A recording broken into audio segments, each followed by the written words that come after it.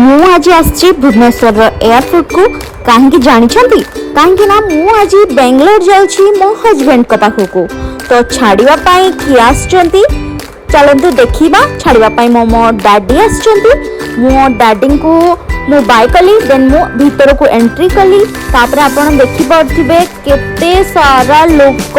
अछंती तो मु security check in bank गली मो लगेज दे सरीवा परे तापर मु मो निज फेस को टिके भलसे देखि नउछु जे मेकअप छाड़ी ना अछि तापर मु मोर ऊपर को गली ऊपर मोर गेट नंबर 4 रे फ्लाइट आसीबो देन मु जाइके ऊपर पहुंची गली देखंतु ऊपर गोटे फ्लाइट से छिड़ा आइछि सब लोक माने अछंती आपर नेक्स्ट मो फ्लाइट आसी फ्लाइट भीतर को देखंतु केते सारा लोक अछंती तापर फ्लाइट भीतर नाइट्रोजन गैस छड़ा आइछि ए जो धुआं वाली देखा जाउछि तापर मैं फाइनली पहुंच गली बेंगलोर रे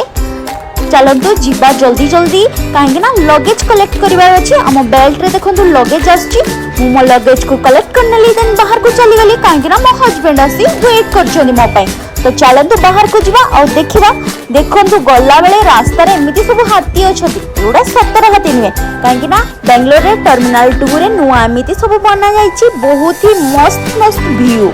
तो चलतु पुणी बाहर को जीवा देखा बाहर केमती अच्छी वाओ बाहर तो बहुत ही बढ़िया देखा जाउची एठी तो जना ही पड़ुनी एटा दिन की राती बढ़िया लागुची ना।